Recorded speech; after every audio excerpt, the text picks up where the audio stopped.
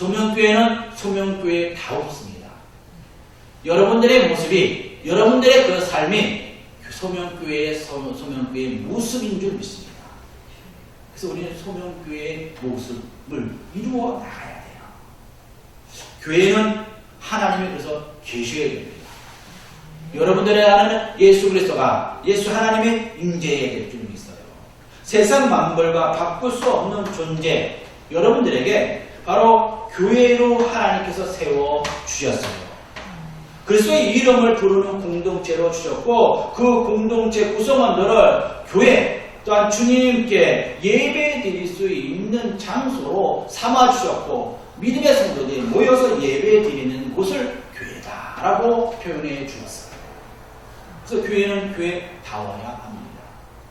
현대교회가 교회다운지 한번 생각해 보시기 바랍니다. 교회답지 위해서는 여러분들이 섬기는 소명교회뿐만 아니라 이 세상에 주님의 이름에 부르고 있는 모든 교회가 하나님의 영이 계신지 한번 생각해 보아야 합니다. 그 말씀대로 살아야죠. 하나님의 성령의 은혜가 임하지 않는다면 이것을 이런 고유한 본질을 상실합니다. 그래서 우리는 하나님의 은혜가 영이 임재해야 돼요. 오늘 본문의 말씀 우리 요한일서 2장 28절의 말씀에 보니까 그 후에 내가 내 영을 만민에게 부어주리니 너희 자녀들은 장래일을 말할 것이며 너희 늙은이는 꿈을 꾸며 너희 젊은이는 이상을 볼 것이며 라고 말씀합니다. 하나님의 영이 임재하는 곳, 이것이 바로 교회입니다. 그리고 교회의 모습입니다. 자녀들이 예언을 합니다. 그러니까 어때요? 자녀들의 말에 귀를 기울여야 됩니다. 너희 자녀들은 장래일을 말할 것이며 자녀들은 부모의 거울이라고 했어요. 우리가 요엘 선지자는 하나님께서 자기 땅을 극진히 사랑하셨더라라고 그 상관들이 말씀합니다. 교회 성도들이 극진히 그를 사랑하셨더라라고 말씀합니다. 하나님께서 자신을 창조하시고 조성한 땅, 그리고 모든 피조물을 사랑하시고 그 중에 당신의 형상을 닮은 우리들을 창조하시고 그들을 사랑하셨습니다. 그리고 또한 그들은 백성, 자녀라 라고 표현합니다. 그리고 거기에 구별된 백성들을 교회 안에 우리가 모아놨어요.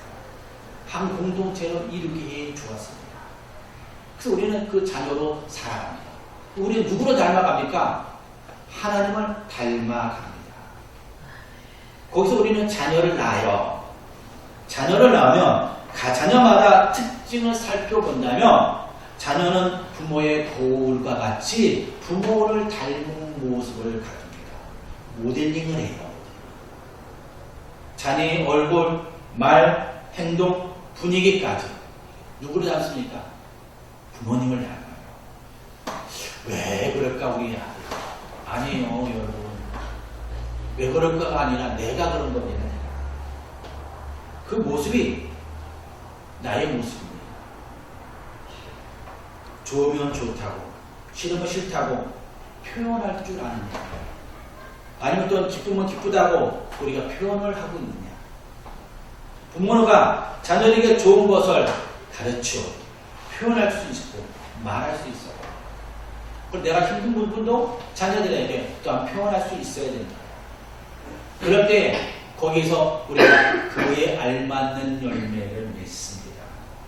자녀들은 느낌대로 표현할 수밖에 없어요.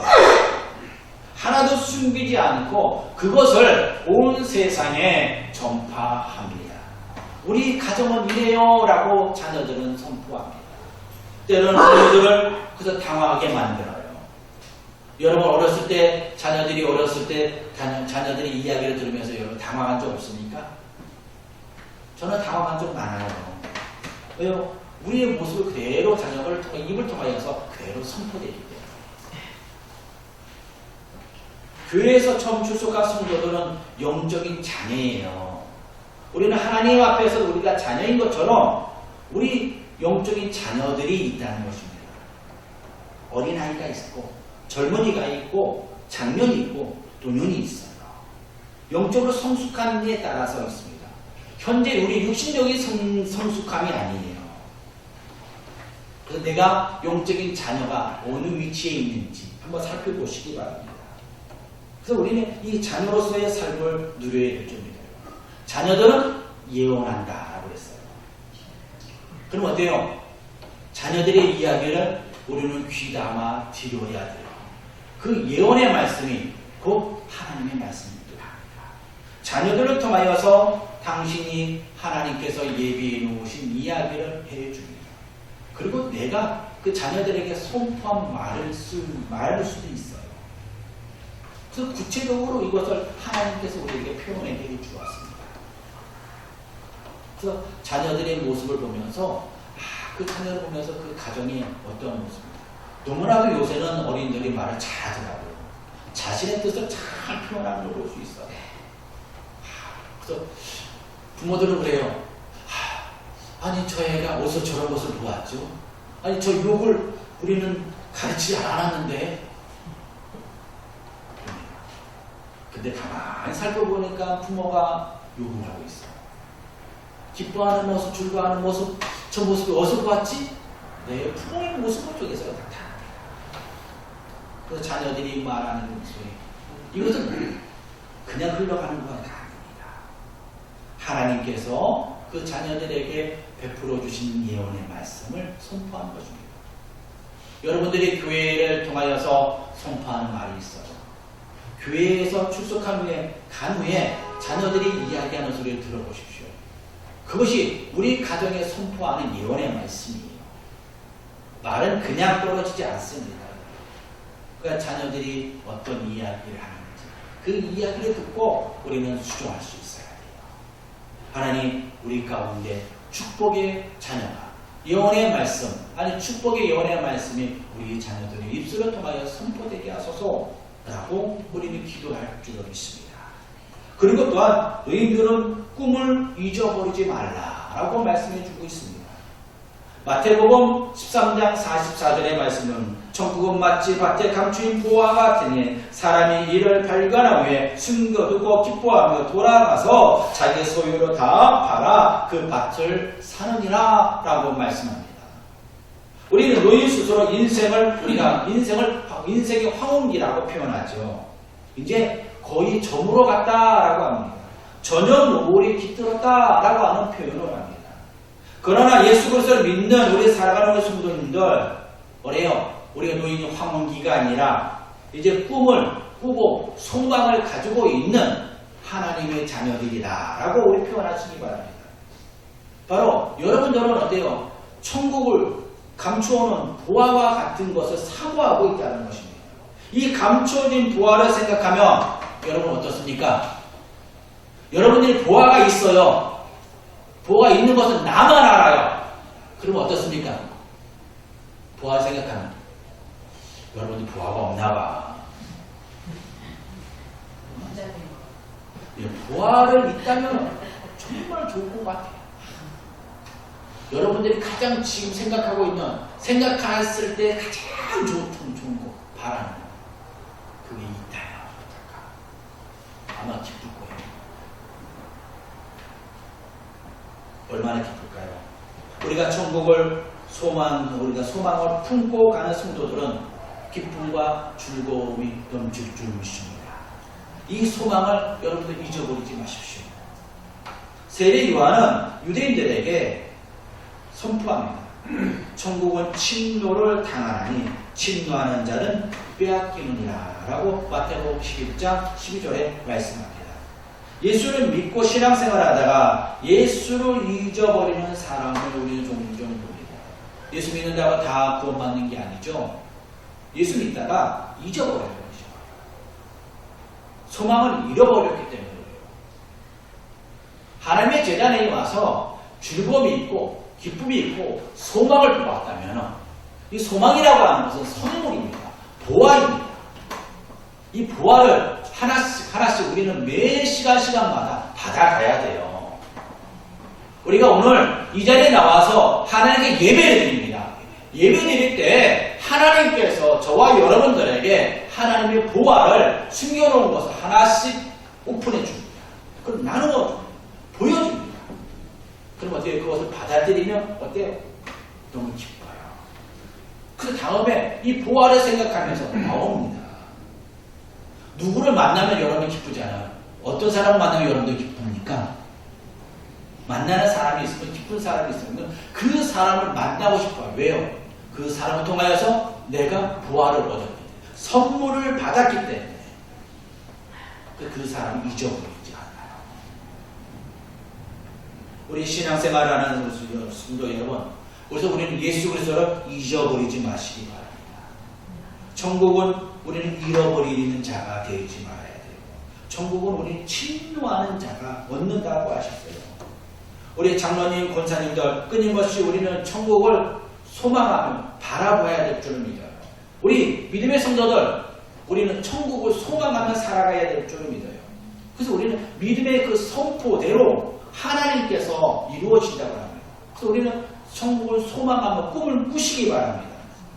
꿈을 현실로 또 만드시기 바랍니다.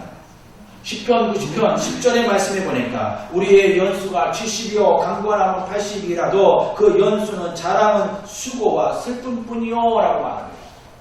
사랑하는 성도 여러분, 우리가 70이 되고 80이 되셨습니까?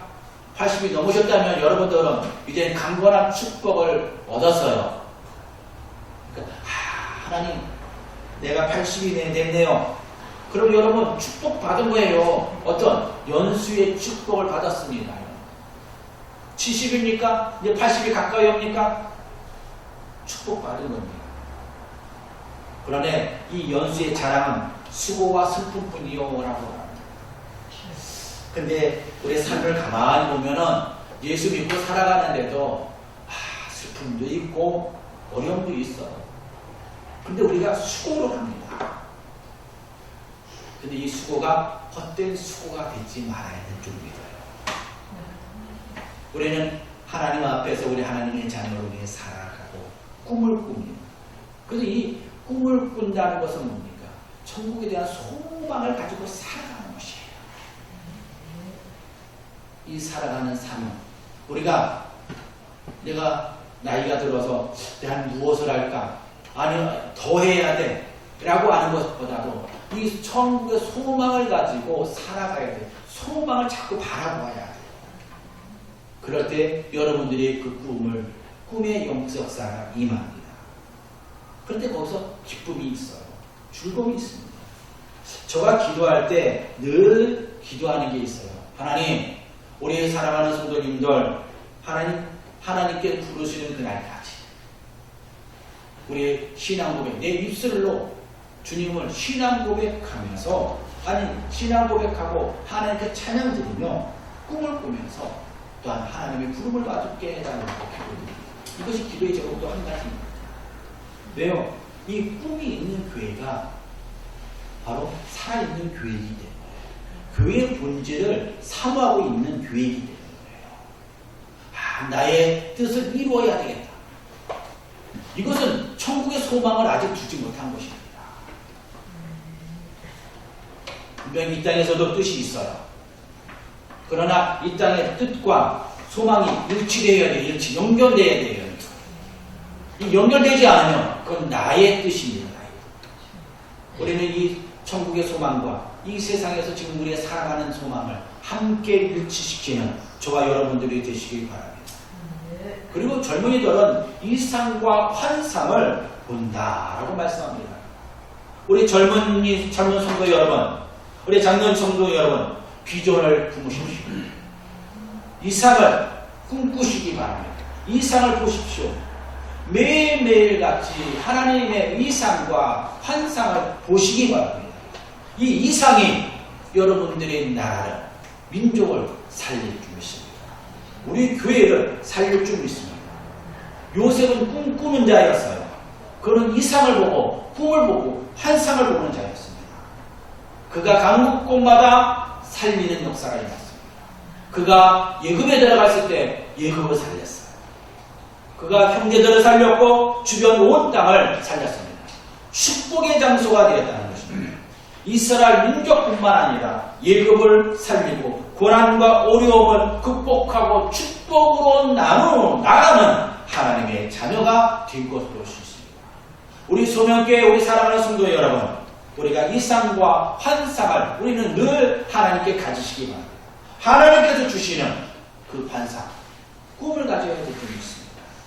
그럴 때 하나님께서 여러분들에게 하나님 그 공동체를 세워 나갈 줄 믿습니다. 맨날 똑같은 생각만 한다면 얼마나 답답할까요? 그냥 굳어지는 신앙이에요. 굳어져. 우리는 그래서 새로운 것을 늘 바라보아야 돼요.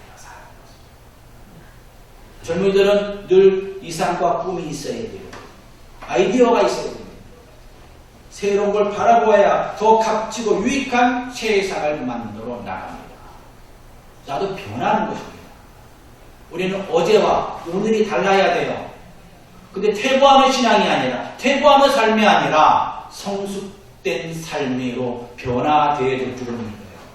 그래서 우리는 꿈을 꾸는 하나님의 자녀들이 되는 귀한 역사가 임하시기 바랍니다.